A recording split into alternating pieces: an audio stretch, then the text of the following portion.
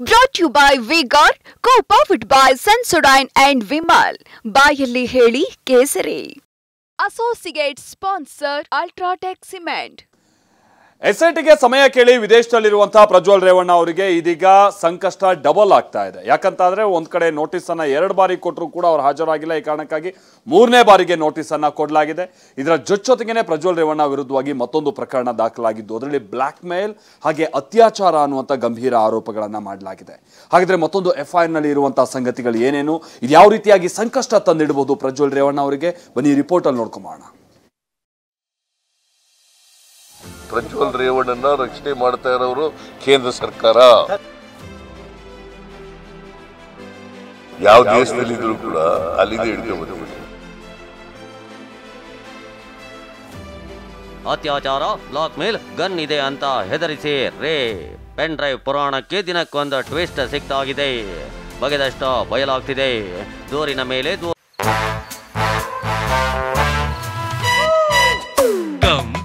Come, my love, please don't say no, baby. Come, my love. V-Guard ನ air coolers extra large cooling pad ನೊಂದಿಗೆ ಇದು ಎಂತೆಂಥವರನ್ನು cool ಆಗಿಸುತ್ತೆ. V-Guard air coolers, long lasting cooling.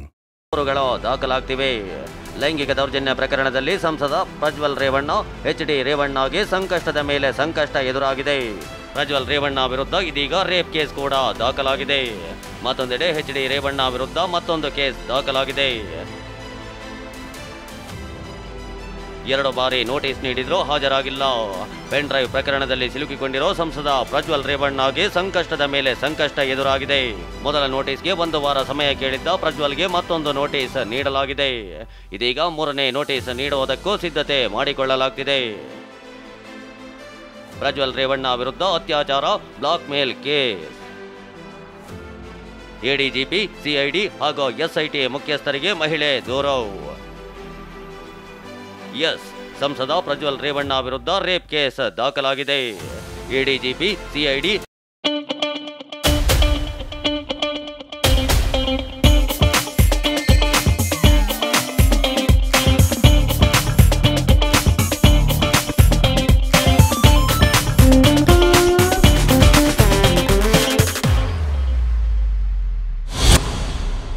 ಹಾಗೂ SIT ಮುಖ್ಯಸ್ಥರಿಗೆ ಸಂತ್ರಸ್ತೆ ದೂರು ಕೊಟ್ಟಿದ್ದು, ಏನೇನಾಯ್ತು ಅನ್ನೋದನ್ನ ಕೆಳಗೆಳೆಯಾಗಿ ಸಂತ್ರಸ್ತೆ ಬಿಚ್ಚಿಟ್ಟಿದ್ದಾಳೆ.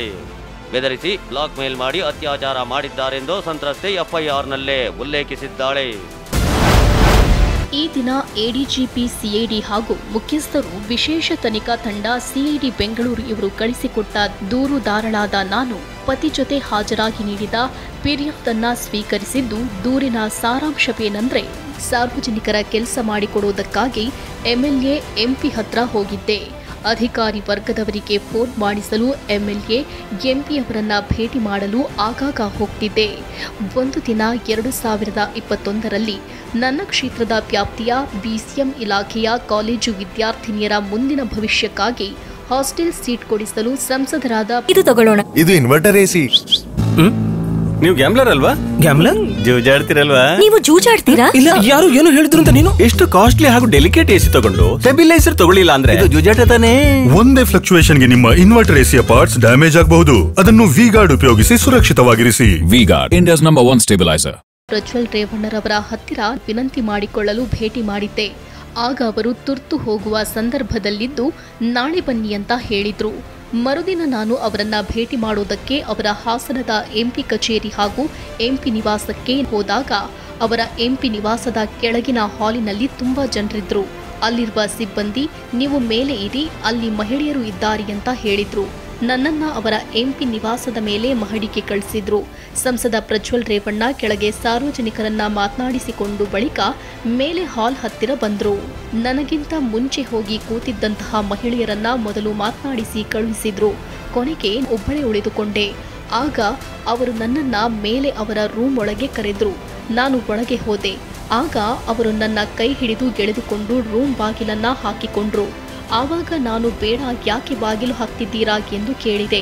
ಆಗ ಪ್ರಜ್ವಲ್ ರೇವಣ್ಣ ಏನೂ ಆಗಲ್ಲ ಅಂತ ಹೇಳಿ ನನ್ನನ್ನ ಬೆಡ್ ಮೇಲೆ ಕೂರಿಸಿಕೊಂಡ್ರು.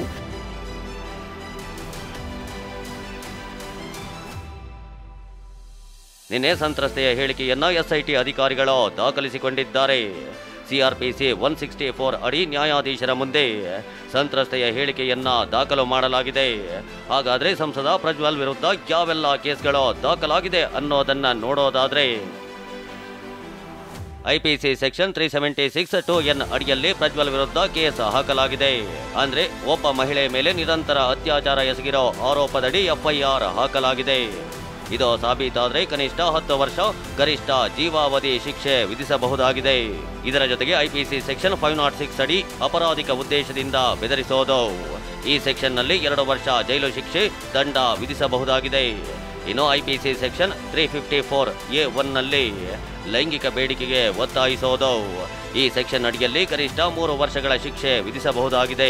ಇನ್ನು ಐಪಿಸಿ ಸೆಕ್ಷನ್ 354B ಯಲ್ಲಿ ಅಪರಾಧಿಕ ಉದ್ದೇಶಕ್ಕೆ ಮಹಿಳೆ ಮೇಲೆ ಹಲ್ಲೆ ಆರೋಪದಡಿಯೂ ಕೇಸ್ ಹಾಕಲಾಗಿದೆ. ಇದು ಸಾಬೀತಾದ್ರೆ ಗರಿಷ್ಠ 3 ವರ್ಷ ಶಿಕ್ಷೆ ವಿಧಿಸಬಹುದು. ಇನ್ನು ಐಪಿಸಿ ಸೆಕ್ಷನ್ 354C ಯಲ್ಲಿ ಖಾಸಗಿ ವಿಡಿಯೋ ರೆಕಾರ್ಡ್. ಈ ಸೆಕ್ಷನ್ ಅಡಿಯಲ್ಲಿ ಗರಿಷ್ಠ 7 ವರ್ಷ ಶಿಕ್ಷೆ ವಿಧಿಸಬಹುದಾಗಿದೆ. ಪ್ರಜ್ವಲ್ ಪರ ವಕೀಲರು ಟೈಮ್ ಕೊಡಿ ಅಂತ ಕೇಳಿದ್ದಾರೆ.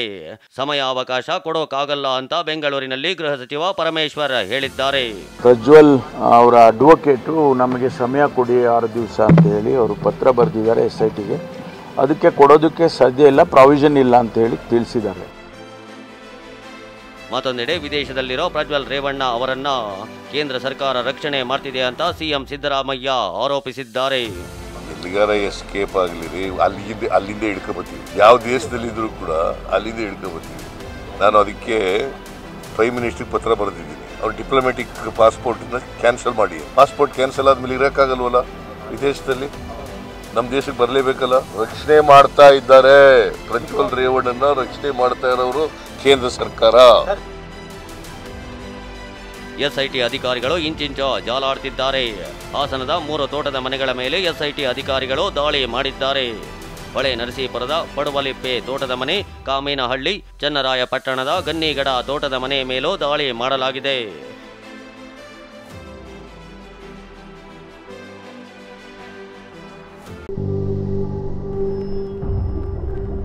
ಸಂವೇದನಾಶೀಲತೆಯಿಂದ ತಕ್ಷಣವೇ ಆರಾಮ ಪಡೆಯಿರಿ. ಸೆನ್ಸೊಡೈನ್ ರ್ಯಾಪಿಡ್ ರಿಲೀಫ್ ಜೊತೆಗೆ. ಈತ A1 ಆರೋಪಿಯಾಗಿರೋ HD ರೇವಣ್ಣಗೂ ಆತಂಕ ಎದುರಾಗಿದೆ. ಹೀಗಾಗಿ ಕೋರ್ಟ್ ಮೊರೆ ಹೋಗಿರೋ ರೇವಣ್ಣ ವಕೀಲರ ಮೂಲಕ ಕಾನೂನು ಹೋರಾಟ ನಡೆಸ್ತಾ ಇದ್ದಾರೆ. ತಮ್ಮ ಮೇಲೆ ಅತ್ಯಾಚಾರ ಕೇಸ್ ಹಾಕಿರಬಹುದೆಂಬ ಶಂಕೆ ಮೇಲೆ HD ರೇವಣ್ಣ ನಿರೀಕ್ಷಣಾ ಜಾಮೀನಿಗೆ ಅರ್ಜಿ ಸಲ್ಲಿಸಿದ್ರು. SIT 376 ಅಡಿ ಕೇಸ್ ಹಾಕಿರಬಹುದು. ಹೀಗಾಗಿ ನಿರೀಕ್ಷಣಾ ಜಾಮೀನು ನೀಡಿ ಅಂತ ರೇವಣ್ಣ ಪರ ವಕೀಲರು ನಿನ್ನೆ ಅರ್ಜಿ ಸಲ್ಲಿಸಿದ್ರು. ಅರ್ಜಿ ಕೈಗೆತ್ತಿಕೊಂಡಿದ್ದ ಜನಪ್ರತಿನಿಧಿಗಳ ವಿಶೇಷ ಕೋರ್ಟ್ SITಗೆ ಆಕ್ಷೇಪಣೆ ಸಲ್ಲಿಸುವಂತೆ ಸೂಚಿಸಿ ವಿಚಾರಣೆಯನ್ನ ಇವತ್ತಿಗೆ ಮುಂದೂಡಿತ್ತು. ಆದ್ರೆ ಇವತ್ತು ನಿರೀಕ್ಷಣಾ ಜಾಮೀನಿಗಾಗಿ ಸಲ್ಲಿಸಿದ್ದ ಅರ್ಜಿಯನ್ನ ರೇವಣ್ಣ ವಾಪಸ್ ಪಡೆದುಕೊಂಡಿದ್ದಾರೆ.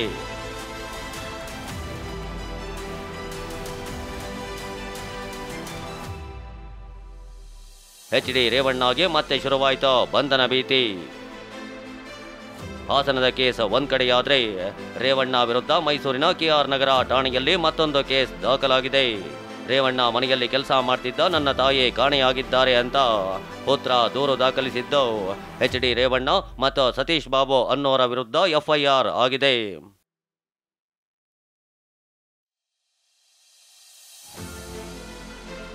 FIR ದಾಖಲು ಹಿನ್ನೆಲೆಯಲ್ಲಿ ಸತೀಶ್ ಬಾಬು ಅವರನ್ನ KR ನಗರ ಪೊಲೀಸರು ವಶಕ್ಕೆ ಪಡೆದಿದ್ದಾರೆ. ಸತೀಶ್ ಬಾಬು ರೇವಣ್ಣ ಪತ್ನಿ ಭವಾನಿ ಸಂಬಂಧಿಯೂ ಆಗಿದ್ದಾರೆ.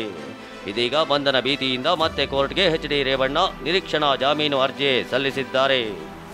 ಒಟ್ಟಾರೆಯಾಗಿ ಲೈಂಗಿಕ ದೌರ್ಜನ್ಯ ಕೇಸ್ನಲ್ಲಿ HD ರೇವಣ್ಣ ವಿರುದ್ಧ ಕೇಸ್ ಮೇಲೆ ಕೇಸ್ ದಾಖಲಾಗ್ತಿದೆ. ಬಂಧನದ ಭೀತಿಯೋ ಎದುರಾಗಿದೆ. ಮತ್ತೊಂದೆಡೆ ವಿದೇಶದಲ್ಲಿರೋ ಪ್ರಜ್ವಲ್ರನ್ನ ಎಲ್ಲಿದ್ರೋ ಕರೆತರ್ತೀವಿ ಅಂತ ಸಿಎಂ ಸಿದ್ದರಾಮಯ್ಯ ಹೇಳಿದ್ದಾರೆ. Bureau report TV9. ಇನ್ನು ಲೋಕಸಭಾ ಚುನಾವಣೆ 2ನೇ ಹಂತಕ್ಕೆ ಸಂಬಂಧಪಟ್ಟ ಹಾಗಿನ ಮತದಾನ ಹತ್ರ ಆಗ್ತಾ ಇದೆ. ಈ ಸಂದರ್ಭದಲ್ಲೇ ಕೆಲ ಕಾರ್ಯಕರ್ತರುಗಳಿಗೆ ತಮ್ಮ ನಾಯಕರುಗಳ ಮೇಲೆ ಸಿಟ್ಟು, ಅದು ಬಹಿರಂಗವಾಗಿ ಸ್ಫೋಟ ಆಗೋದು ಇದು ಕೂಡ ನಡೀತಾ ಇದೆ. ನೋಡಿ, ಅಲ್ಲಿ ಸಂಸದ ಕರಡಿ ಸಂಗಣ್ಣ ಈಗ ಕ್ಲಿಯರ್ ಇದೆ, ಅವ್ರು ಕಾಂಗ್ರೆಸ್ಗೆ ಈಗ ಸಪೋರ್ಟಿವ್ ಆಗಿ ನಿಂತಿರುವಂಥದ್ದು. ಆ ಭಾಗದ ಬಿಜೆಪಿಯ ಕಾರ್ಯಕರ್ತರಿಗೆ ಬಹಳ ಸಿಟ್ಟು ತರಿಸಿದೆ. ಕೊಪ್ಪಳದ ಕಾರಟಗಿ ಬಳಿ ಕರಡಿ ಸಂಗಣ್ಣ ಅವರ ಕಾರನ್ನ ಅಡ್ಡಗಟ್ಟಿ ಮೋದಿ ಮೋದಿ ಅಂತ ಘೋಷಣೆಯನ್ನ ಕೂಗಿದ್ದಾರೆ. ಕಾರ್ಯಕರ್ತರನ್ನ ಚದುರಿಸೋದಕ್ಕೆ ಪೊಲೀಸರು ಹರಸಾಹಸ ಪಡಬೇಕಾದಂತಹದ್ದು ಅನಿವಾರ್ಯತೆ ಬಂತು. ಅಂದ್ರೆ ಬಿಜೆಪಿಯಿಂದ ಅಷ್ಟು ಬಾರಿ ಗೆದ್ದಿದ್ದೀರಾ, ಈಗ ನೋಡಿದ್ರೆ ಬಿಜೆಪಿ ಅಭ್ಯರ್ಥಿಯ ವಿರುದ್ಧವಾಗಿ ಕೆಲಸ ಮಾಡ್ತಾ ಇದ್ದೀರಾ, ಕಾಂಗ್ರೆಸ್ಗೆ ಹೋಗಿ ಸೇರ್ಕೊಂಡಿದ್ದೀರಾ, ನೀವು ಅವಕಾಶವಾದಿ ಅನ್ನುವಂತ ಒಂದು ಆರೋಪವನ್ನ ಆ ಭಾಗದ ಬಿಜೆಪಿ ಸದಸ್ಯರುಗಳು ಮಾಡ್ತಾ ಇದ್ರು. ಅಲ್ಲಿ ಬಸವರಾಜ್ ಅವರಿಗೆ ಟಿಕೆಟ್ ಕೊಡಲಾಗಿದೆ. ಅದು ಸಹಜವಾಗಿ ಕರಡಿ ಸಂಗಣ್ಣ ಅವರಿಗೆ ಸಿಟ್ಟು ಬಂದು ಕಾಂಗ್ರೆಸ್ ಸೇರಿದ್ರು. ನೋಡಿ ಈಗ ಏನೆಲ್ಲ ಆಗ್ತಾ ಇದೆ.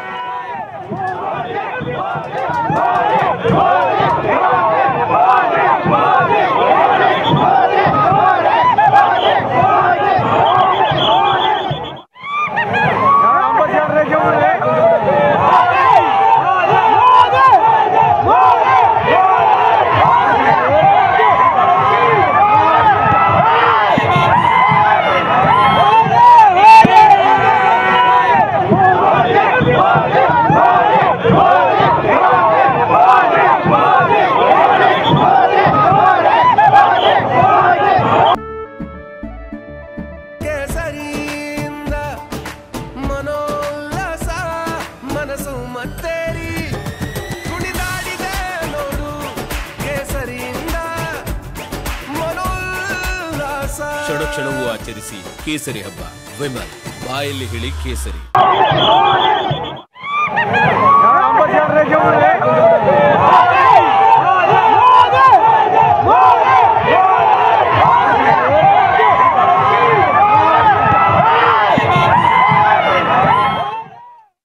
ಹೀಗೆ ಬಹಳ ಮಂದಿ ಬಿಜೆಪಿಯ ಕಾರ್ಯಕರ್ತರೆಲ್ಲ ಕಾರಟಗಿ ಬಳಿ ಕರಡಿ ಸಂಗಣ್ಣ ಅವ್ರ ಕಾರ್ ಬರ್ತಾ ಇರುವಂತ ವಿಚಾರ ಗೊತ್ತಾಗ್ತಾ ಇದ್ದ ಹಾಗೆ ಅಡ್ಡ ಹಾಕ್ತಾರೆ. ಅಲ್ಲಿ ಮೋದಿ ಮೋದಿ ಅನ್ನುವಂಥ ಘೋಷಣೆಯನ್ನು ಕೂಗ್ತಾರೆ. ಕರಡಿ ಸಂಗಣ್ಣ ಅವರು ಈ ಸಂದರ್ಭದಲ್ಲಿ ನೋಡಿ ಅಲ್ಲಿ ಕಾರ್ನಲ್ಲೇ ಇದ್ದಾರೆ.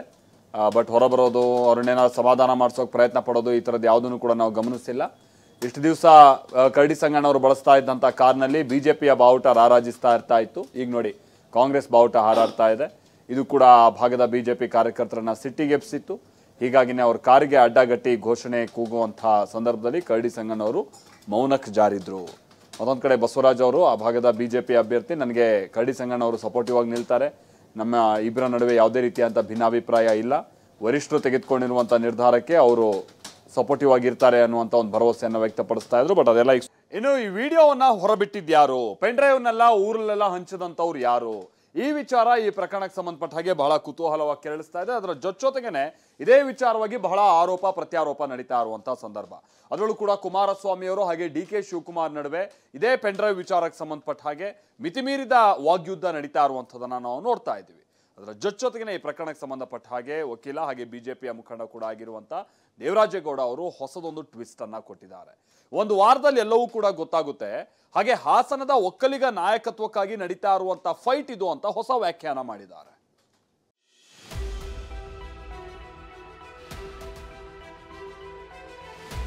ಒಕ್ಕಲಿಗ ಸಮುದಾಯದ ನಾಯಕತ್ವಕ್ಕಾಗಿ ಈ ಕೃತ್ಯಗಳು ನಡೀತಾ ಇದೆ. ವಿತಿನ್ 1 ವೀಕ್ ಒಳಗಡೆ ಎಲ್ಲ ಹೊರಗೆ ಬರ್ತದೆ.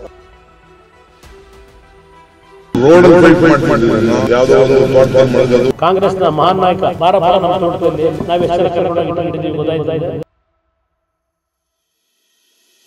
ಕುಮಾರಸ್ವಾಮಿನೇ ಬಿಟ್ಬಿಟ್ಟವರಿಗೆ ಸಿನಿಮಾ ಟೆಂಟ್ಗಳಲ್ಲೂ ಸಹ ಆ ಎಕ್ಸ್ಪೀರಿಯನ್ಸ್ ಯಾರಿಗೆ ಅನ್ನೋದು ಗೊತ್ತು.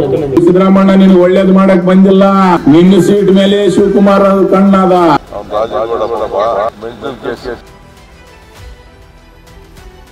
ವಿಡಿಯೋ ಬಿಟ್ಟಿದ್ಯಾರು, ವಿಡಿಯೋ ಹಿಂದೆ ಇರೋದ್ಯಾರು? ಪೆನ್ ಡ್ರೈವ್ ಪ್ರಕರಣದಲ್ಲಿ 10 ಅನುಮಾನಗಳೇ ಹುಟ್ಟಿಕೊಂಡಿದ್ವು. ಅದೆಲ್ಲದಕ್ಕೂ ಶೀಘ್ರದಲ್ಲೇ ಉತ್ತರ ಸಿಗುವ ಲಕ್ಷಣವೂ ಕಾಣಿಸ್ತಿದೆ. ಯಾಕಂದ್ರೆ ಪ್ರಜ್ವಲ್ ಅಶ್ಲೀಲ ವಿಡಿಯೋದಲ್ಲಿ ಕುಮಾರಸ್ವಾಮಿ ಡಿಸಿಎಂ ಡಿಕೆ ಮಧ್ಯೆ ದೊಡ್ಡ ಯುದ್ಧವೇ ನಡೀತಿದೆ. ಈ ಮಧ್ಯೆ ಇದು ಮತ್ತೊಂದು ಟರ್ನ್ ತೆಗೆದುಕೊಂಡಿದೆ. ಕೇವಲ 1 ವಾರದಲ್ಲೇ ವಿಡಿಯೋ ಬಿಟ್ಟಿದ್ಯಾರು ಅನ್ನೋದು ಗೊತ್ತಾಗ್ಲಿದೆ. ಕುಮಾರಸ್ವಾಮಿನೇ ವಿಚಾರ ತಿಳಿಸ್ತಾರೆ ಅಂತ ಬಿಜೆಪಿ ಮುಖಂಡ ದೇವರಾಜೇಗೌಡ ಹೊಸ ಬಾಂಬ್ ಸಿಡಿಸಿದ್ದಾರೆ. ಇಡೇಕೆ ತಂಡ ರಚನೆ ಆಗಿದೆಯಲ್ವಾ ಈಗ ಎಲ್ಲ ನಾನು ಹೇಳೋದಾಗ್ರೆ ಎಸ್ಐಟಿ ತಂಡ ಹಾಕ್ಬೇಕಾಗಿತ್ತು ಹೇಳಿ. ಸೊ ಹಾಗಾಗಿ ಅತಿ ಶೀಘ್ರದಲ್ಲಿ ವಿತಿನ್ 1 ವೀಕ್ ಒಳಗಡೆ ಎಲ್ಲ ಹೊರಗೆ ಬರ್ತದೆ. ಪೆನ್ ಡ್ರೈವ್ ಯುದ್ಧ ಆಗ್ತಿರೋದು ಒಕ್ಕಲಿಗ ನಾಯಕತ್ವಕ್ಕಾಗಿಯೂ ಅನ್ನೋ ಮಾತುಗಳು ಕೇಳಿ ಬರ್ತಿವೆ.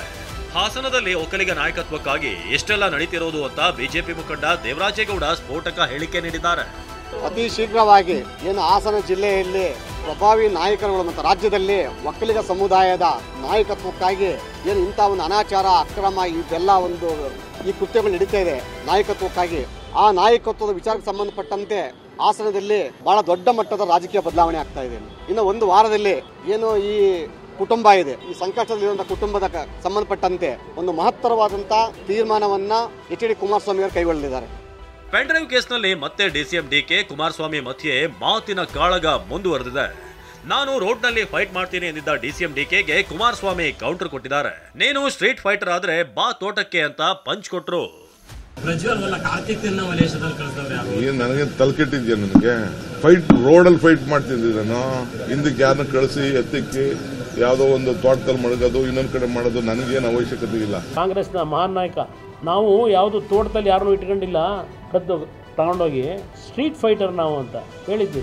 ಬಾರಪ್ಪ ನಮ್ಮ ತೋಟದಲ್ಲಿ ನಾವು ಎಷ್ಟು ಜನ ಕರ್ಕೊಂಡೋಗಿ ಇಟ್ಕೊಂಡಿದ್ದೀವಿ ಗೊತ್ತಾಯ್ತದೆ. ವಿಡಿಯೋ ಬಿಟ್ಟಿದ್ದೆ ಕುಮಾರಸ್ವಾಮಿ ಅಂತ ಆರೋಪಿಸಿದ್ದ ಡಿಸಿಎಂ ಡಿಕೆ ವಿರುದ್ಧ ಎಚ್ಡಿಕೆ ಕಿಡಿಕಾರಿದ್ರು.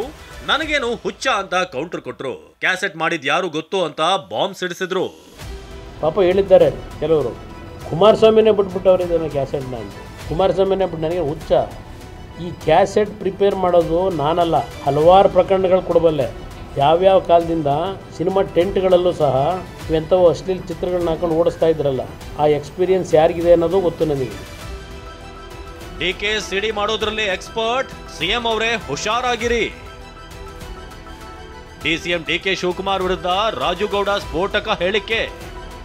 ಡಿಸಿಎಂ ಡಿಕೆ ಶಿವಕುಮಾರ್ ಸಿಡಿ ಮಾಡೋದ್ರಲ್ಲಿ ಎಕ್ಸ್ಪರ್ಟ್, ಸಿಎಂ ಸಿದ್ದರಾಮಯ್ಯನವರೇ ಸ್ವಲ್ಪ ಹುಷಾರಾಗಿರಿ ಅಂತ ಬಿಜೆಪಿ ಅಭ್ಯರ್ಥಿ ರಾಜುಗೌಡ ಸ್ಫೋಟಕ ಹೇಳಿಕೆ ಕೊಟ್ಟಿದ್ದಾರೆ. ಸಿದ್ದರಾಮಯ್ಯನವರೇ ಸಿಎಂ ಸೀಟ್ಗಾಗಿ ಡಿಕೆ ಏನ್ ಬೇಕಾದ್ರೂ ಮಾಡ್ತಾರೆ, ಎಲೆಕ್ಷನ್ ಬಳಿಕ ನಿಮ್ಮ ಸಿಡಿಯು ಬಿಡಬಹುದು ಅಂತ ಹೇಳಿಕೆ ಕೊಟ್ಟಿದ್ದಾರೆ. ಇದಕ್ಕೆ ಕೌಂಟರ್ ಕೊಟ್ಟಿರೋ ಡಿಸಿಎಂ ಡಿಕೆಶಿ, ರಾಜುಗೌಡ ಒಬ್ಬ ಮೆಂಟಲ್ ಕೇಸ್ ಅಂದಿದ್ದಾರೆ. ನೋಡ್ರಣ್ಣ, ಅವ್ರು ಬಂದಿರೋದು ನಿನಗೆ ಸಿದ್ದರಾಮಣ್ಣ ನಿನಗೆ ಒಳ್ಳೇದು ಮಾಡಕ್ ಬಂದಿಲ್ಲ. ನಿನ್ನ ಸೀಟ್ ಮೇಲೆ ಶಿವಕುಮಾರ್ ಅವ್ರ ಕಣ್ಣದ, ನಿನ್ನ ಸಿಎಂ ಕುರ್ಚಿ ಮೇಲೆ ಡಿ.ಕೆ. ಶಿವಕುಮಾರ್ ಅವ್ರ ಕಣ್ಣದ. ಅವ್ರು ಕಣ್ಣಿಟ್ಟಿರೋದು ನಿನ್ ಮೇಲೆ.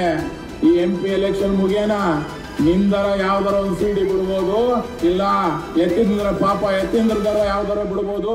ಹುಷಾರಾಗಿರಪ್ಪಣ್ಣ ಸಿದ್ದರಾಮಣ್ಣ. ಮೆಂಟಲ್ ಕೇಸು ಯಾರೋ ಅವನು ಯಾವನ ಮಾತಾಡೋನಲ್ಲ, ಅವ್ನು ರಾಜುಗೌಡ ಪಾಪ ಮೆಂಟಲ್ ಕೇಸ್. ಪ್ರಜ್ವಲ್ ರೇವಣ್ಣ ವಿದೇಶಕ್ಕೆ ಪರಾರಿ ವಿಚಾರದಲ್ಲಿ ಬಿಜೆಪಿ ಕಾಂಗ್ರೆಸ್ ಮಧ್ಯೆ ಆರೋಪ ಪ್ರತ್ಯಾರೋಪ ಜೋರಾಗಿಯೇ ನಡೀತಿದೆ. ಮೊದಲ FIR ದಾಖಲಿಸಿದ್ರೆ ಪ್ರಜ್ವಲ್ ರನ್ನ ಬಂಧಿಸಬಹುದಾಗಿತ್ತು ಅಂತ ಕೇಂದ್ರ ಸಚಿವ ಜೋಶಿ ಹೇಳಿದ್ರು. ಇದಕ್ಕೆ ತಿರುಗೇಟು ಕೊಟ್ಟ ಸಚಿವ ದಿನೇಶ್ ಗುಂಡೂರಾವ್, ಪ್ರಜ್ವಲ್ ಬಂಧಿಸುವುದು ಕೇಂದ್ರದ ಇತಿಮಿತಿಯಲ್ಲಿದೆ ಅಂತ ತಿರುಗೇಟು ಕೊಟ್ರು. ಜನರನ್ನ ಬಡದೆಬ್ಸಿದ ನಂತರ ಈಗ ಲುಕ್ಔಟ್ ನೋಡ್ರಿ ಸರ್. FIR ಮಾಡಿದ್ರೆ ಅರೆಸ್ಟ್ ಆಗಿಬಿಡ್ತಿದ್ರಲ್ಲ. ಇಲ್ಲಿ ಜಪಾನ್ ಜರ್ಮನಿ ಎಲ್ಲ ಎಡಾಡ್ತಾ ಇದ್ರೆ ಅದೆಲ್ಲ ಹೋಗೋಕ್ಕಾಗ್ತಿರ್ಲಿಲ್ಲ. ನಾವೆಲ್ಲ ಹೇಳಿದ್ವಿ ಅವ್ರನ್ನ, ನೀವೇ ಬಿಟ್ಟಿದ್ದು, ನಿಮ್ದು ಹ್ಯಾಂಡ್ ಇನ್ ಗ್ಲೌ ಇದ್ದೀರಿ ನೀವು ಸಿದ್ದರಾಮಯ್ಯನವರೇ. 21ನೇ ತಾರೀಕು ಬಂದರೂ ಸಹಿತ ಸಿದ್ದರಾಮಯ್ಯನವರು ಬೇಕಂತಲೇ FIR ಮಾಡಿಸ್ಲಿಲ್ಲ. ಸಿದ್ದರಾಮಯ್ಯನವ್ರದ್ದು ರೇವಣ್ಣವ್ರದ್ದು ಏನೋ ಒಂದು ಹೊಂದಾಣಿಕೆ ಇದೆ.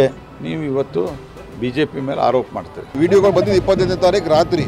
ಅದನ್ನು ತಿಳ್ಕೊಳ್ಳೋಷ್ಟೊತ್ತಿಗೆ ಇವರು ಪರಾರಿಯಾಗಿದ್ದಾರೆ. ಮತ್ತು ಎಲ್ಲ ಮಾಹಿತಿ ಜೋಶಿ ಅವ್ರಿಗಿತ್ತು, ಎಲ್ಲ ಮಾಹಿತಿ BJP ಅವ್ರಿಗಿತ್ತು. ಈಗ BJP ಅವರೇ ಅಮಿತ್ ಶಾ ಹೇಳಿದ್ರು, ಅದ್ರ ಬಗ್ಗೆ ಉತ್ತರ ಕೊಡ್ಲಿ. ಅವರು ಎಲ್ಲ ವಿಷಯ ಗೊತ್ತಿದ್ರು ಕೂಡ ಅವ್ರಿಗೆ ಟಿಕೆಟ್ ಯಾಕೆ ಕೊಟ್ಟರು? ಆ ಆರೋಪಕ್ಕೆ ಯಾವ ಉರುಳಿಲ್ಲ, ಯಾವ ಬೆಲೆ ಇಲ್ಲ. ಜೋಶಿ ಅವರು ಮಾತಾಡಬೇಕಾದ್ರೆ ಸ್ವಲ್ಪ ಯೋಚನೆ ಮಾಡಿಕೊಂಡು ಜನ ಏನು ಅನ್ಕೊಳ್ತಾರೆ ಅಂತ ತಿಳ್ಕೊಂಡು ಮಾತಾಡಲಿ. ಒಟ್ಟಾರೆಯಾಗಿ ವಿಡಿಯೋ ಹಿಂದೆ ಷಡ್ಯಂತ್ರದ ಬಗ್ಗೆ ಕುಮಾರಸ್ವಾಮಿ ಡಿಸಿಎಂ ಡಿಕೆ ಮಧ್ಯೆ ಆರೋಪ ಪ್ರತ್ಯಾರೋಪ ಜೋರಾಗಿದೆ. ಈ ಮಧ್ಯೆ ಪೆನ್ ಡ್ರೈವ್ ಬಿಡುಗಡೆ ಮಾಡಿದ್ದು ಯಾರು ಅಂತ ಒಂದು ವಾರದಲ್ಲೇ ಗೊತ್ತಾಗುತ್ತೆ ಅಂತ ಬಿಜೆಪಿ ಮುಖಂಡ ದೇವರಾಜೇಗೌಡ ಹೊಸ ಬಾಂಬ್ ಸಿಡಿಸಿದ್ದಾರೆ.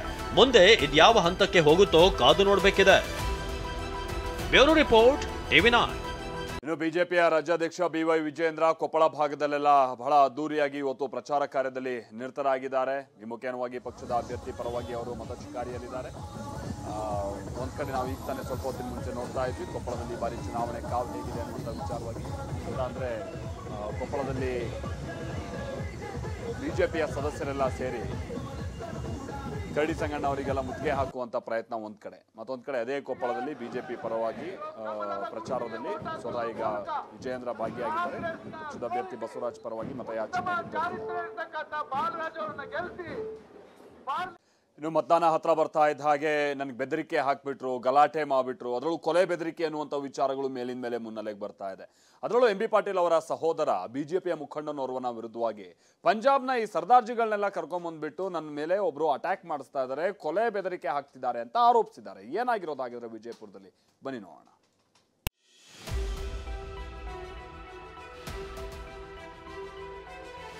ವಿಜಯಪುರ ಲೋಕಸಭಾ ಚುನಾವಣೆ ಪ್ರಚಾರದ ಮಧ್ಯೆ ಬಿಜೆಪಿ ಮುಖಂಡ ವೇಜಗೌಡ ಪಾಟೀಲ್ ಹಾಗೂ ಪರಿಷತ್ ಸದಸ್ಯ ಸುನಿಲ್ ಗೌಡ ಪಾಟೀಲ್ ಮಧ್ಯೆ ಜೀವ ಬೆದರಿಕೆ ಆರೋಪ ಪ್ರತ್ಯಾರೋಪ ಜೋರಾಗಿದೆ.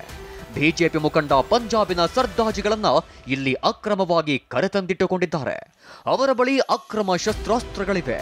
ಅವರಿಗೆ ಉಗ್ರಗಾಮಿಗಳ ಜೊತೆ ಲಿಂಕ್ ಇದೆ ಅಂತ ಪರಿಷತ್ ಸದಸ್ಯ ಸುನಿಲ್ ಗೌಡ ಪಾಟೀಲ್ ಆರೋಪ ಮಾಡಿದ್ದಾರೆ. ಯೂಶಲಿ ಗನ್ಮೆನ್ ಅಂತ ಹೇಳ್ತಾರೆ. ಗನ್ಮೆನ್ ಇಟ್ಕೊಳ್ಳೋದಾದ್ರೆ ಇಲ್ಲೇ ಲೋಕಲ್ ರಗಡ್ ಮೆನ್ ನಿಮ್ಗೆ ಗನ್ಮೆನ್ ಸಿಗ್ತಾರೆ. ಹೊರದ ಟೆರರಿಸ್ಟ್ಗಳನ್ನ ತಂದು ಇಟ್ಕೊಳ್ಳೋದು ಏನು ಅವಶ್ಯಕತೆ ಐತಿ ಇವರಿಗೆ? ಅಂದರೆ ಇವ್ರಿಗೆ ಹೆಣ್ಣೆಲ್ಲೇ ತೋರಿಸ್ತದೆ ಇವ್ರು ಯಾವ ಇದರಿಂದ ಬರ್ತಾರ, ಇವ್ರ ಬಿಸ್ನೆಸ್ ಏನದ, ಇವ್ರ ದಂಧ ಏನದ, ಇವ್ರು ಮಾಡುವಂಥ ಕೆಲಸ ಏನದ ಅಂತೇಳಿ. ಅದಕ್ಕೆ ನನಗೆ ಸೂಕ್ತ ರಕ್ಷಣೆ ಬೇಕು, ಇವ್ರು ಪದೇ ಪದೇ ನನ್ನ ಮೇಲೆ ಹಲ್ಲೆ ಮಾಡ್ಬೇಕಂತೇಳಿ ಭಾಳಷ್ಟು ಪ್ರಯತ್ನ ಮಾಡಿದ್ದಾರೆ. ಏಪ್ರಿಲ್ 28ರಂದು ಮಹೇಶ್ವರಿ ಕಲ್ಯಾಣ ಮಂಟಪದಲ್ಲಿ ಮದುವೆ ನಡೆಯುತ್ತಿತ್ತು. ಈ ವೇಳೆ ಕಾರ್ ಪಾರ್ಕಿಂಗ್ ವಿಚಾರದಲ್ಲಿ ಗಲಾಟೆ ನಡೆದಿದೆ. ಓರ್ವ ಪಂಜಾಬಿನ ಸರ್ದಾರಜಿ ವೇಷದಲ್ಲಿದ್ದ ವ್ಯಕ್ತಿ ಬೆದರಿಕೆ ಹಾಕಿದ್ದಾರಂತೆ. ಪಂಜಾಬಿ ವ್ಯಕ್ತಿಗೆ ಬಿಜೆಪಿ ಮುಖಂಡ ವೇಜಗೌಡ ಪಾಟೀಲ್ ಸಾಥ್ ನೀಡಿದ್ದಾರೆ ಅಂತ ಪರಿಷತ್ ಸದಸ್ಯ ಸುನಿಲ್ ಗೌಡ ಪಾಟೀಲ್ ಆರೋಪ ಮಾಡಿದ್ದಾರೆ. ಸನ್ಮಾನ್ಯ ವಿಜುಗೌಡರು ಗಾಡಿಯಿಂದ ಇಳಿದು ಬಂದು ಇಬ್ಬರು ಬಂದು ಒಮ್ಮೆ ಬಯಕ್ ಸ್ಟಾರ್ಟ್ ಮಾಡಿದರು. ಬಯಕ್ ಸ್ಟಾರ್ಟ್ ಮಾಡಿ ಇಲ್ಲ ನಿಂದು ಭಾಳ ಆಗ್ಯದ, ನೀನು ನೋಡೇ ಬಿಡ್ತೀನಿ, ನಿನ್ನ ಮುಗಿಸ್ತೀನಿ, ಹಂಗೆ ಹಿಂಗೆ ಅನ್ನಕತ್ತಾರೆ. ನಾ ಎದಕ್ಕೆ ಏನು ಅನ್ನೋದು ಅಲ್ಲಿ ಮಂದಿ ಇದ್ರು ನೋಡಿ. ಲಗ್ನಕ್ಕೆ ಹೋದಲ್ಲಿ ಇಲ್ಲೇನು ಮಂದಿ ಲಗ್ನದಾಗ ಪಾಪ ಅವರು ಒಂದು ನಾವು ಅಲ್ಲಿ ಮಂದಿ ಅದಾರ, ಇಲ್ಲೇನು ಇದು ಮಾಡೋದು ಬೇಡ ಅಂತ ನಾ ಸುಮ್ಮಿದ್ದೆ. ಮುಂದೆ ಅಷ್ಟಾದ್ರೂ ಬಿಡಲಿಲ್ಲ. ಅವ ಯಾರೋ ಒಬ್ಬ ಅಪರಿಚಿತ ವ್ಯಕ್ತಿ ಅವ ನನ್ನ ಮೈ ಮೇಲೆ ಬರಾಕತ್ತ. ಹಾಗೆ ಅಷ್ಟೊತ್ತಿಗೆ ನಮ್ಮ ಗನ್ಮ್ಯಾನು ಮತ್ತು ನಮ್ಮ ಡ್ರೈವರ್ ಬಂದು ಇನ್ನೊಬ್ಬ ಶ್ರೀಶೈಲ್ ರೆಡ್ಡಿ ಅಂತೇಳಿ ಮದುವೆಗೆ ಬಂದಿದ್ದ, ಅವನು ಇದ್ದ. ಅವರೆಲ್ಲ ಮಂದಿ ಎಲ್ಲ ಅವ್ರನ್ನ ಯಾವ ಒಬ್ಬ ಸರ್ದಾರ್ಜಿ ಇದ್ದ, ಅವನು ಹಿಡಿದ್ರು. ಇನ್ನು ಎಂಎಲ್ಸಿ ಸುನಿಲ್ ಗೌಡ ಪಾಟೀಲ್ ಆರೋಪಕ್ಕೆ ಬಿಜೆಪಿ ಮುಖಂಡ ವೇಜಗೌಡ ಪಾಟೀಲ್ ಪ್ರತ್ಯಾರೋಪ ಮಾಡಿದ್ದಾರೆ. ಸಚಿವ ಎಂಬಿ ಪಾಟೀಲ್ ಸಹೋದರ ನಮಗೆ ಜೀವ ಬೆದರಿಕೆ ಹಾಕಿದ್ದಾರೆ, ಏನಾದ್ರೂ ಆದ್ರೆ ಸುನಿಲ್ ಗೌಡ ಕಾರಣ ಅಂತ ಆರೋಪಿಸಿದ್ದಾರೆ. ಈ ಮುಂದಿನ ದಿನಮಾನಗಳಲ್ಲಿ ಏನಾದರೂ ಎಡಿ ಬಿದ್ದರೆ, ನಮಗೇನಾದರೂ ಆಗತ್ತಾದರೆ ಅದಕ್ಕೆ ಕಾರಣೀಭೂತರು ಯಾರಪ್ಪ ಅಂತಂದ್ರೆ ಇವರೇ ಇಬ್ಬರು ಅಣ್ಣ ತಮ್ಮ ಆಗ್ತಾರೆ. ಇದನ್ನು ನಾನು ಹೇಳಲಿಕ್ಕೆ ನಾನು ಬಯಸ್ತೀನಿ. ದಯಮಾಡಿ ಇಂಥ ಸಣ್ಣತನಕ್ಕೆ ನಮ್ಮ ಮನೆತನದಿಂದ ನಾವು ಯಾರೂ ಇಳಿದೂ ಇಲ್ಲ. ಗುಂಡಾಗಿರಿ ಅಂಥೇಳಿ ನಮ್ಮ ಚುನಾವಣೆಯಲ್ಲಿ ಹೆಸರು ದುಬ್ಬಳಕೆ ಮಾಡಿಕೊಂಡ್ರು. ಸದ್ಯ ಬಿಜೆಪಿ ಮುಖಂಡ ವೇಜಗೌಡ ಪಾಟೀಲ್ ಮೇಲೆ ಪರಿಷತ್ ಸದಸ್ಯ ಸುನಿಲ್ ಗೌಡ ಗಂಭೀರ ಆರೋಪವನ್ನೇ ಮಾಡಿದ್ದಾರೆ. ವೇಜಗೌಡ ಪಂಜಾಬ್ನ ಶಾರ್ಪ್ ಶೂಟರ್ಗಳನ್ನ ತಂದಿದ್ದಾನೆ, ಇಲ್ಲಿ ಬಂದಿರುವ ಪಂಜಾಬ್ನವರಿಗೆ ಉಗ್ರರ ಜೊತೆ ಸಂಪರ್ಕವಿದೆ ಅಂತ ಆರೋಪಿಸಿದ್ದಾರೆ. ಪೊಲೀಸರ ತನಿಖೆಯಲ್ಲೇ ಘಟನೆಗೆ ಕಾರಣ ಏನು ಅನ್ನೋದು ಬಯಲಾಗಬೇಕಿದೆ. Ashok Yadalli, TV9 Vijayapura. Brought you by V-Guard, co-powered by Sensodyne and Vimal. ಬಾಯಲ್ಲಿ ಹೇಳಿ ಕೇಸರಿ. Associate sponsor Ultratech Cement.